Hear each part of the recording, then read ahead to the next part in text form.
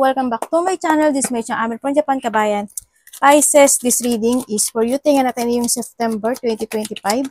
Maraming salamat muna sa mga subscriber, new subscriber, cross-watcher. At sa mga bagong pasok dyan, welcome na welcome kayo sa bahay ni Ate Aimee. Salamat din sa naktapa ng puso ninyong mga comments at sa mga nagpa-personal reading.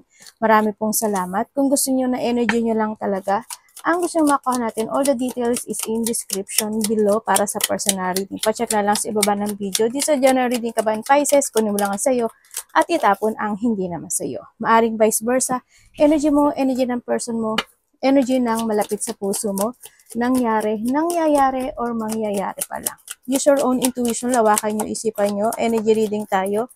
Ano man ang energy mo, ano man ang iyong edad. Tandaan nyo palagi, kayo pa rin ang makapagpapabago ng inyong buhay. Okay, merong ingat kayo kasi lalo na welcome sa pera, business, trabaho. May mga nagmamatsyag at may sneaky. Yan. May mga naghahanap ng masama siya. Masama siya. May mga announcement din na makakamit, darating, parang ganun, o ikaw ang mag-a-announce. Be careful, do not take a risk. Huwag mabigla-bigla, Someone is behaving stupidly. Pwedeng ikaw ito or someone, no? Kasi nandito rin kasi si Fox, tulad ng sabi ko sa'yo. Oy, may news is on this way. May marireceive ka daw news or announcement. Stepping into a new experience. Maaring may gagawin ka na isang bagay, isang sitwasyon. Maaring magkakaroon ng level up, innovation, or any situation na didesisyonan mo, no? Mag-ingat din kayo when it comes sa leg. Siyempre, ikaw or someone into your life, maaring matapilok, masugatan, maipit, mamanhid, mapilay, ika-ika, maglakad, masakit ang paa, ano pang pwede mangyari sa paa? Huwag naman sanang makat, siyempre. Or madapa ka, pwede rin, no? Kung ano man yung pain na yan, no? Sa iba sa inyo. Persevere and you will overcome a problem. Magpakatatag ka lang, ha? Kasi lahat na pagdadaanan mo sa buhay mo ay may katapusan. Kumbaga, di ba si Camille nga, di ba? Parang sa init ng araw, bro mo naman, di ba, nakakatatag siya. May mga problema na matatapos na at ma-overcome na at pagtahak ng ibang destination, maybe sa iba. Dealing or relationship with a man, pwedeng itong tao na to ang dahilan para mag-step up ka in your part or siya tong si Turkey, no? O siya yung tao na very careful ka. Or vice versa. Or kung sino man itong tao na to na you are dealing or relationship dito sa isang lalaki. Pwedeng isa siya sa nakapagbibigay sa'yo ng pasanin, di ba? Pwedeng kapatid mo, pwedeng karelasyon mo, pwedeng kasama mo sa trabaho, pwedeng boss mo, kung sino siya. Increase your effort if you want to achieve your goal. Yan, magbigay ka pa ng effort, hard work, focus, no? Para kung gusto mo talaga ma-achieve yung goal mo, syempre, pagtuunan mo talaga ng pansin. Yun. Mag-focus ka sa sarili mo, mag-focus ka doon sa goal na yun. Energy ni Pisces. Or pwede rin na ito is this person, pwedeng hindi na siya nagbibigay ng effort or vice versa.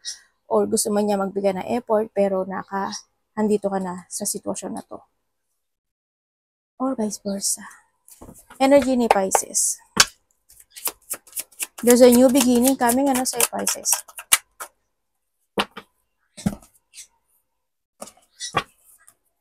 Ano po to? September tayo, ha? Okay.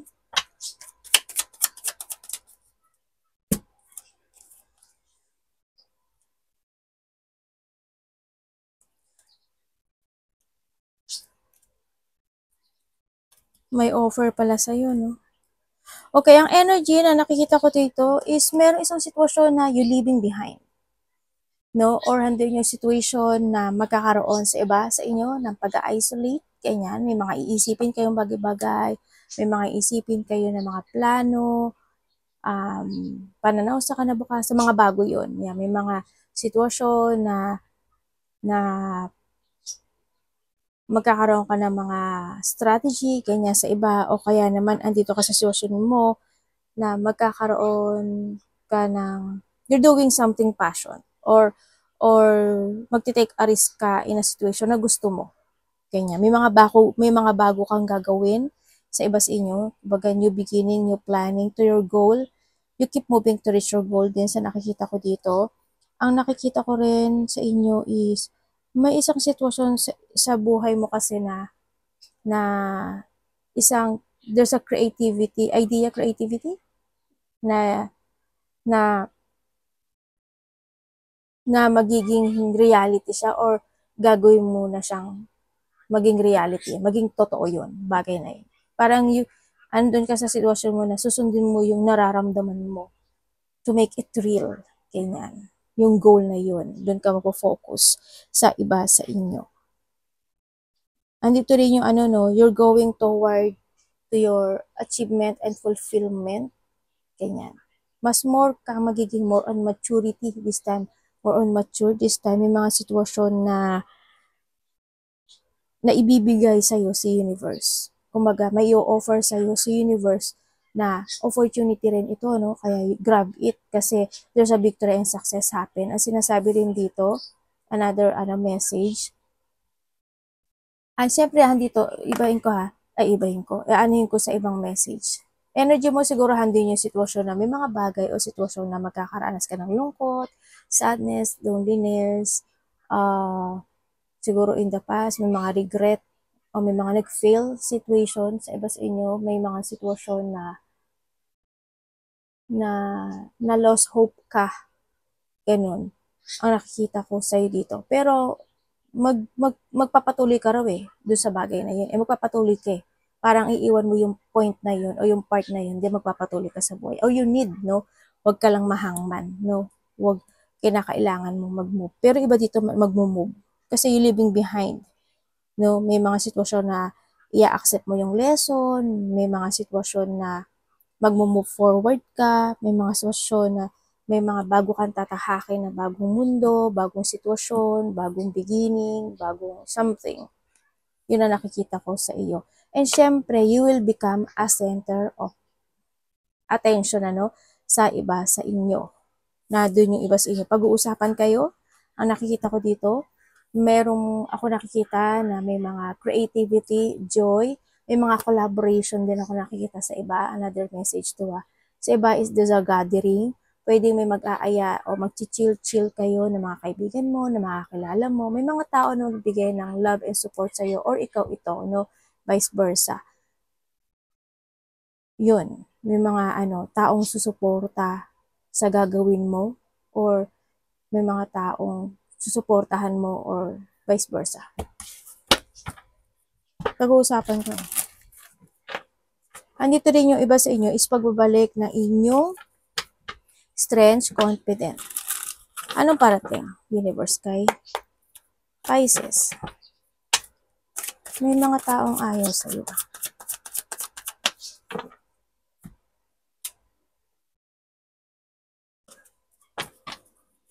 Ano po to?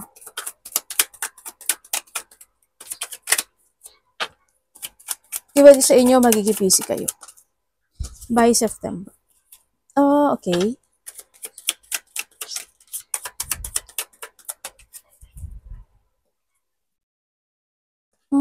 Parating sa'yo. Ano ba naman to?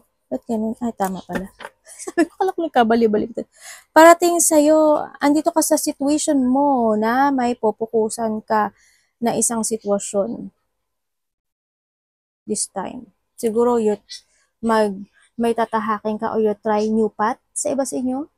Pwede rin na parating sa inyo is a traveling. Pwede rin ganun. Or nag-travel na kayo. Pwede rin sa iba sa inyo is may isang struggle, na tatapusin mo na, or magtatapos na siya. Yun ang nakikita ko dito. Yun ang parating sa inyo.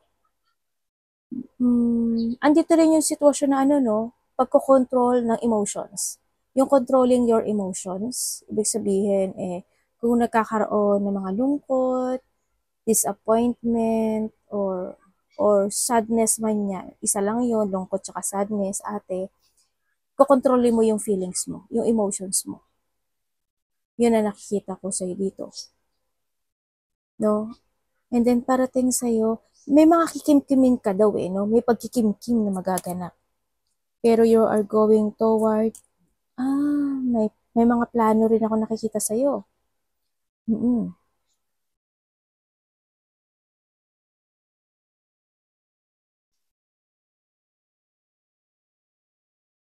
Tatahak ng ibang direction talaga yung iba dito. Magkakaroon ka ng clarity to end a situation. Magkakaroon ka ng, parang may pag-iisipan ka na ano ba to? Na magkakaroon kasi ng positive destination this time by this, ano ba to? September. Ano yung pinag-uusapan? Nabablanko ko, September yan. Kumbaga, pagtahak ng bagong destination, bagong path, meron ka ng clear path or magkakaroon ka ng clear path kung ano yung mga gusto mong gawin sa buhay mo at pupukusan mo sa buhay mo. Yun, ang nakikita ko sa dito. May mga pupukusan ka rin sitwasyon. Iba sa inyo is pagiging busy. May mga lakad, traveling. May mga, magkakaroon ka ng blockage, no? Ibig sabihin, either sa iba sa inyo is hindi pagkakaunawaan dito or pwedeng magiging magulo yung isipan mo or may gugulo sa isipan mo.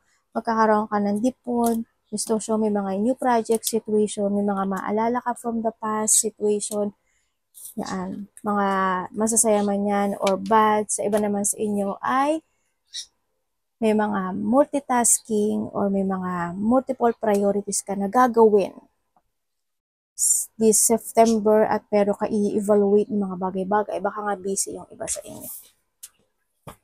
Tingnan natin ang dapat mong iwasan. Pwede rin sa iba na may mamimiss kayong tao or sa iba is maaalala nyo lang. Mariremanizing nyo lang yun. Anong dapat iwasan ni Pisces? Pero may tao makikipag-communicate sa'yo A person, kilala mo na siya, pwedeng kapatid, pwedeng karelasyon. Ganyan. Dapat iwasan. Bakit po, universe?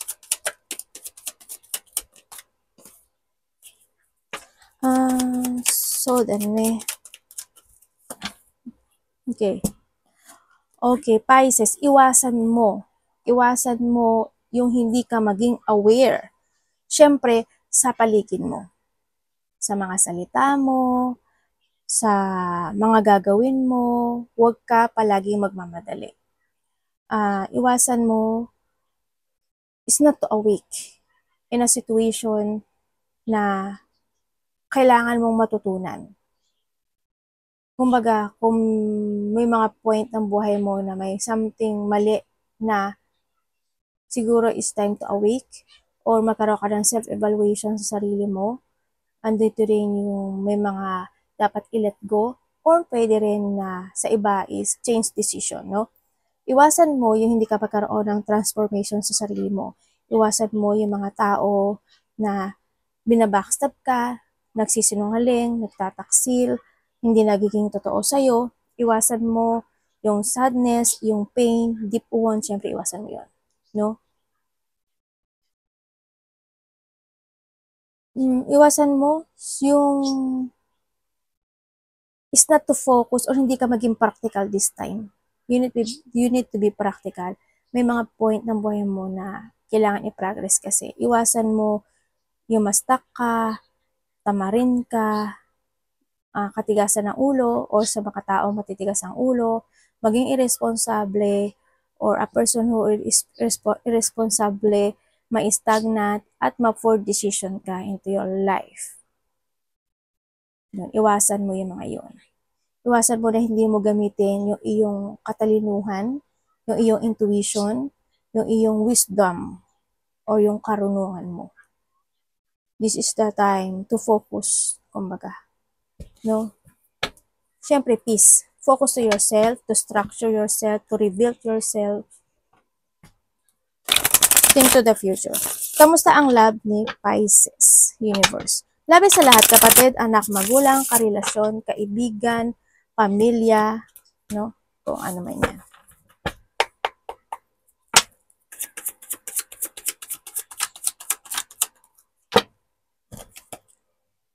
Oh.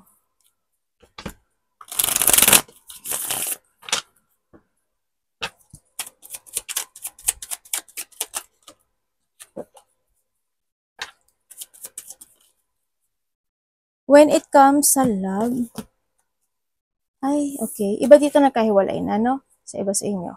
Okay, when it comes sa love, nandito na yung iba dito is nagkahiwalay na, syempre, sa nakikita ko ito. Pero, itong taon to, spirit pa rin niyang gusto ng partnership sa iyo. Gusto pa rin niya ng connection. Andun pa rin yung situation na maaaring hindi na rin kayo nag-uusap, ano? Or maybe you block this person, or binalak ka niya, or andun yung ayaw mo na rin siya kausapin, maaaring ganun. On, may mga ganun sitwasyon. Na handun na rin, dumating kayo sa point, vice versa, no, pointed name, na napagod yung isa sa inyo, no? Pero gusto kanya kausapin, isa sa inyo is parang immature, or may immature or bata, maaaring ikaw ang mas bata, or siya ang mas bata, or pwedeng hindi man yun immature, isa sa inyo immature, no, sa nakikita ko dito. Nagtabahak na ng ibang direksyon ang bawat isa or ang isa sa inyo. Sa nakikita ko ito, nagkaroon na ng ending. Kung kayo naman is a single, oy, may mga new project ka, you will be successful. Tataha ka ng new journey into your life. Pisces. Hindi man this month of September, by the next year, may tatahakin ka na ikakalago mo or ikakasuccess mo. Yun ang nakikita ko dito sa'yo. May mga collaboration, may mga partnership, there's a dealing, yan, may mga recognition also sa iba, no? Pwedeng ma-recognize ka or may mga recognition ka matatanggap. May mga goals or mag-share ka ng goals or someone share a goal sa'yo. There's a growth coming sa'yo, Pisces. Congrats, no? Sa iba, kung hindi this month, September, by next year, mangyari yon sa inyo. Huwag lang kayo magmadali. Sa mga, may mga mag-o-open sa'yo, ang dami opportunity na darating sa'yo. Pag-uusapan ka, uusapan ka. Parang nandito ka sa sitwasyon mo na parang may point ng buhay mo na matatauhan ka, no? Pero makaka-receive ka doon ng text message or communication with someone within by August, maybe this August, or 8 hours, 8 minutes, 8 hours, 8 days, 8 weeks, 8 months. Yan na nakikita ko. May taong gusto makipag-ayos kasi. Someone spying or you're spying. May nagsinungaling pala. Dito sa relasyon na to, no? Handi yung pagsisinungaling, naging sneaky talaga. Handito si Fox, no? Sa nakita ko dito. Pero handi yung pang-aamo. Or maring pinaamo ka niya in that time, ngayon baka gusto niya uling paamuhin ka. Kung kayo is single, hindi ko nakita, no? Pero you need to be patient lang din. Pero may parating kung may parating yan. In a divine timing, may tamang tao na darating sa buhay mo, Pisces. Kung you are a single, sa mga magkakarelasyon naman, isa sa inyo is may pag-iwas. Ikaw ang may iwas or siya, may iniiwasan, no? Dito sa sitwasyon na ito. Nagkakaroon ng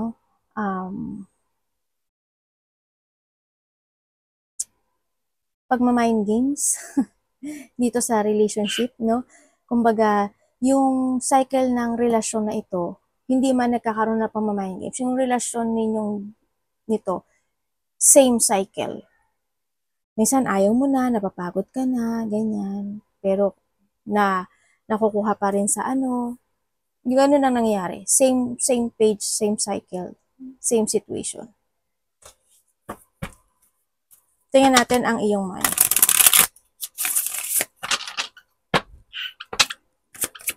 Money ni Pisces. Anak, maaga pa. Ay, bibi, tawag ka ni ate. Ikinasay, aso ko. Money po ni Pisces. Iti.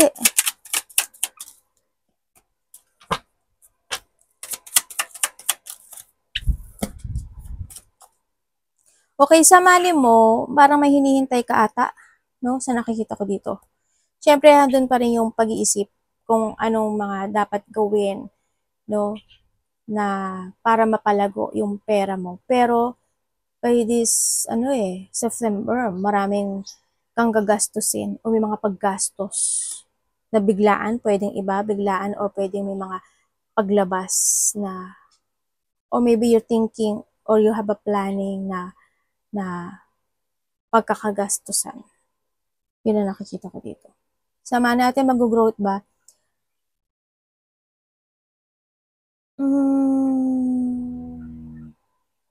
Hindi pa sa ngayon. Hindi pa sa ngayon. Hindi ako makasagot eh, no? Kasi hindi ko nakikita eh, oh.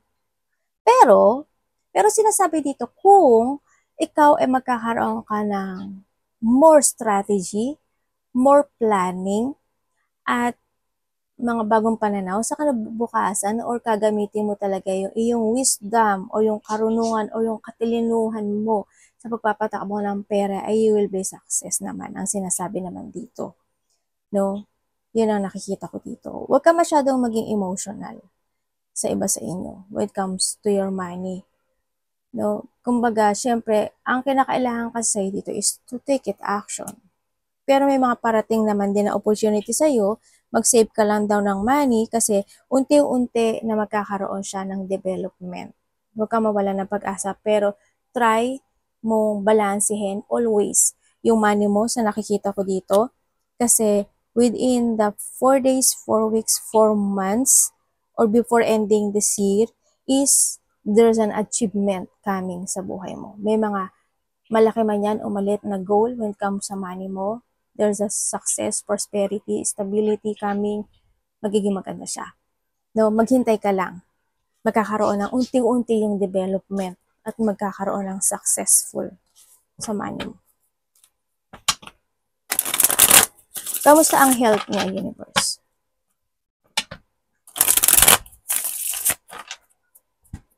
Kamusta ang health ni Pisces this September?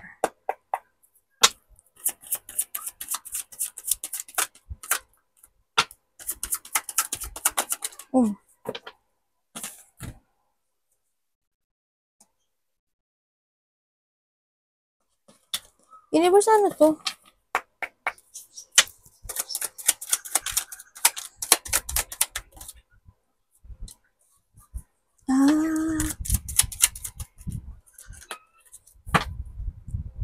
Okay. Iba dito, family, ano? Magulang, family. Ibig sabihin, may magulang dito na may sakit. Sana hindi ikaw. Pero sana wala rin. Sana hindi yung energy to. Kasi hindi maganda. Ang sabi dito, ikaw, magulang, or someone into your life is merong sakit na kailangang alagaan or forever siyang gagamutan. Ang gagamutin, maintenance, ganyan ang nakikita ko dito. May mga sakit. Siguro isa na rin yung sa siguro kung may edad na talaga, 'di ba? Siyempre maglalabasan na yung mga sakit nila. Yun ang nakikita ko dito. May mas matanda sa'yo na may sakit. May matanda akong nakikitang may sakit. Dito. Family? Mo? Magulang? Ganyan. Pwede rin sa iba dito is a friend na may sakit. May sakit kayo. Sa iba sa inyo, siguro sa sarili mo is frustration. Ganyan. Pag-isolate sa sarili. May mga point ng buhay mo na you want to be alone. May mga alone time na gusto mo sa nakikita ko sa'yo dito. May mga ganun. Meron sa iba, another message ah. May nakikita ko na pag-iusapan ka, di ba sabi ko kanina, at pag-chichismisan ka. Yun. Dito sa iba sa inyo, you want to be independent. Tingnan natin ang Kamusta po ang career or work ni Pisces? Career or work ni Pisces. September. Busy daw. Yung iba. Ano to? Anong ibig niyo sabihin? Universe.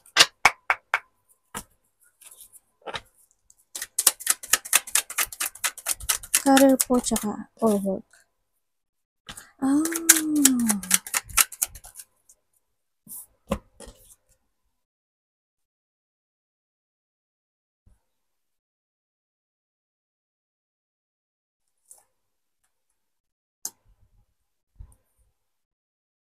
Marami ka daw iniisip no?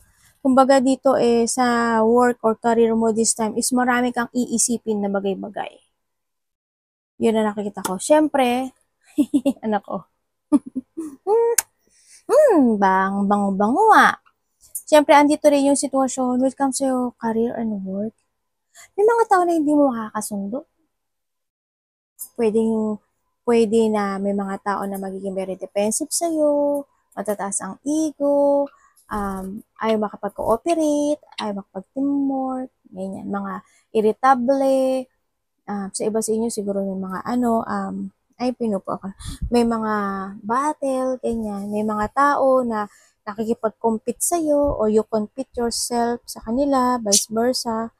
Yan. Or, basta may mga hindi nagkakaunawaan. No, may hindi pagkakaunawaan. Expected and expected.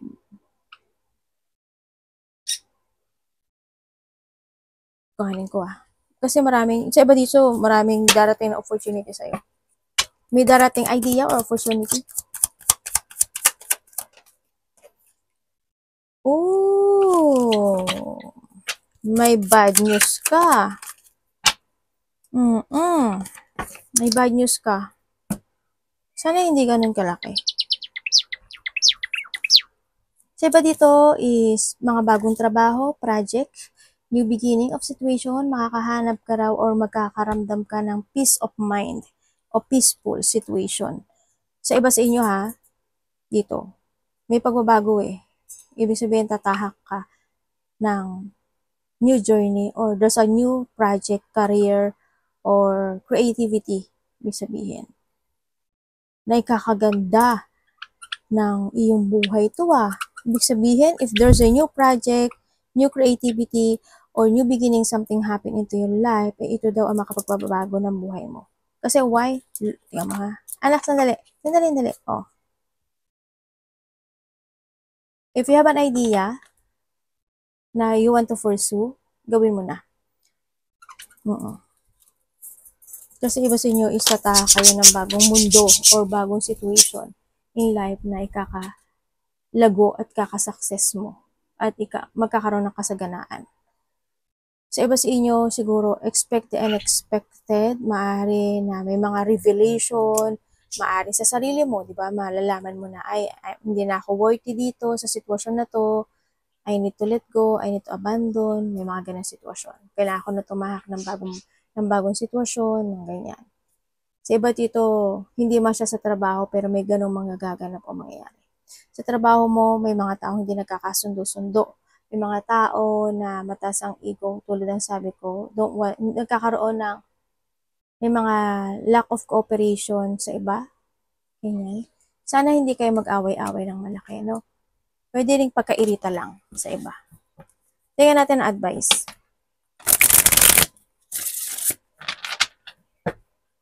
Anong advice, universe?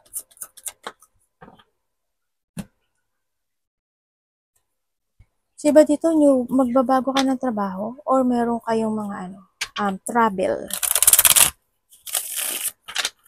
Universe, ano po to?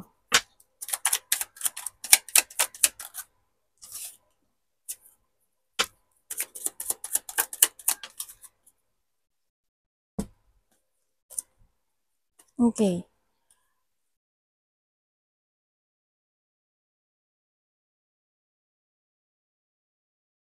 Uy, may luck sa'yo, There's a ending, hardship, merong hard situation na magtatapos na. Ibig sabihin, there's a lack. Positivity is coming kasi andito na rin si Full. End of the hardship. Tapos, merong successful situation na magaganap sa'yo. Kumbaga, you will find peace also sa iba sa inyo. Makaka-feel ka na relaxation, peace of mind, or pwede rin na sabi ko tulad kanina, magda-travel ka. Andito na rin your focus sa sarili mo, sa nakikita ko dito.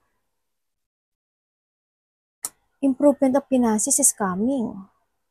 Congrats, no? Baka before ending, sabi ko kanina, unti-unti siyang magbabago yung pera mo. Magkakaroon siya ng pagbabago.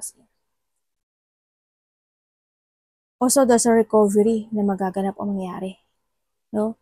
Pwedeng sa pera, pwedeng sa sarili mo, in any situation kasi there's a new beginning coming into your life. Magpo-focus ka na ngayon sa iyong mga wish come true or nahadon ka na sa situation mo na, tama nga, may mga new project, new path situation, tapos na matatapos ang mga disappointment sa buhay or tatapusin sa iba sa inyo.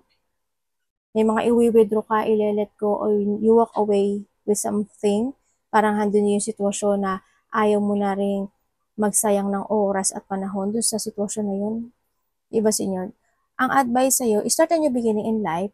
May mga point ng buhay mo na kailangan mong bumalik from the basic, from the top or from the zero. Or kailangan umpisahang muli, kung ano mo lang sa'yo doon. Focus on yourself, accept all the lesson. Sabi ko nga kanina is focus to structure and to reveal yourself. Kailangan mo ngayon is mag-recharge ka, magpahinga ka, mag-rejuvenate ka, o kailangan mag-meditate ka. Ang sinasabi rin dito na start a fresh start, freedom yourself in a situation, trust to start a new beginning in life, and umasa ka na may mabuting magiging wakas yung gagawin mo na to. Sabi ganun. Siyempre, ang payo pa rin niya sa'yo, it's up to you to make it happen. Ibig sabihin, need mong mag-aksyon. Kailangan mong humakbang, di ba? Wag lang yung naghihintay ka lang ng blessing. This a breakthrough, magkakaroon ng development in some aspect of your life. Be adventurous, innovate yourself, be creative, and trust more to your intuition. Yun. Success to move forward. Ito na yung timing, kumbaga. No? Sa iba sa inyo. Pero it's up to you pa rin to kasi kayo pa rin ang magbabago ng buhay nyo. Pwede naman palitan mo lang ng decision mo eh. Hindi mo na, halimbawa, hindi ka naman naalis sa trabaho mo or any situation. Pwedeng mag-change ka lang ng mga decision making, planning, strategy. Pwedeng ganun. Paano mo siya i-handle, pero unti-unti siyang magiging maganda. Nagiging maganda yung takbo ng life. Pero nasa ito yung sa action mo. Kung mag-action ka. Yan. May mga new projects sa iba, new idea, new projects. Basta wag ka magpapadistract lang. Arigato naman si God bless.